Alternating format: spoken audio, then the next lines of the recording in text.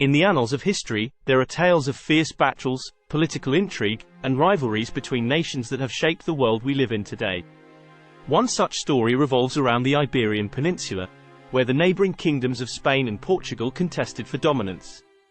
Despite their close proximity and shared history, Portugal managed to stubbornly resist Spain's attempts to capture and subjugate their land.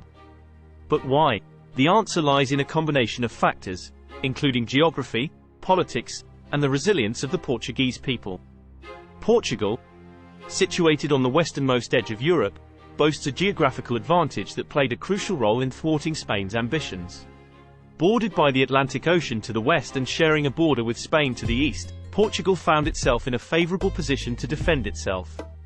The Atlantic provided a natural protection against potential invaders, while the rugged terrain and mountainous regions in the north made it difficult for large Spanish armies to maneuver and conquer.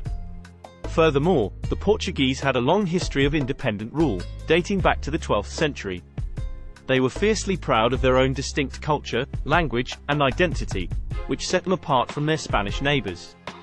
This sense of national pride and unity gave the Portuguese a strong resistance against foreign rule and a determination to defend their homeland at all costs. But perhaps the most significant factor in Portugal's ability to resist Spanish conquest was the skill and leadership of its military commanders. Throughout history, the Portuguese army has gained a reputation for its disciplined and well-trained soldiers.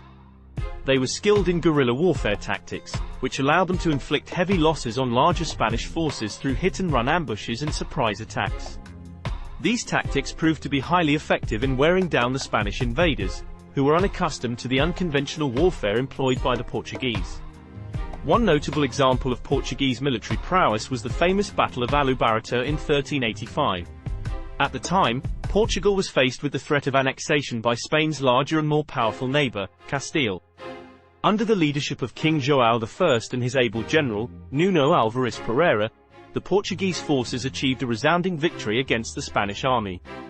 Their superior strategy, combined with the determination and bravery of their soldiers, turned the tide of the battle in Portugal's favor, securing their independence and marking a turning point in their struggle against Spanish domination. In addition to their military proficiency, Portugal benefited from a series of strategic alliances and diplomatic maneuvering. They sought alliances with powerful nations, such as England and France, who also had an interest in preventing Spanish hegemony on the Iberian Peninsula. These alliances often provided Portugal with additional military and economic support, bolstering their defenses against Spanish aggression. Moreover, Portugal relied heavily on its maritime power and expertise in exploration and trade. The Portuguese were renowned navigators and had established a vast colonial empire that spanned across Africa, Asia, and the Americas. This network of colonies and maritime trade routes allowed Portugal to amass considerable wealth, giving them the economic means to resist Spanish encroachment. They were able to fund their military campaigns and invest in fortifications, further strengthening their defenses against Spanish incursions. In conclusion, Portugal's ability to withstand Spanish attempts at conquest can be attributed to a combination of factors. Their favorable geographical position, strong national identity, skilled military leadership, strategic alliances, and maritime prowess all played a vital role in their successful resistance.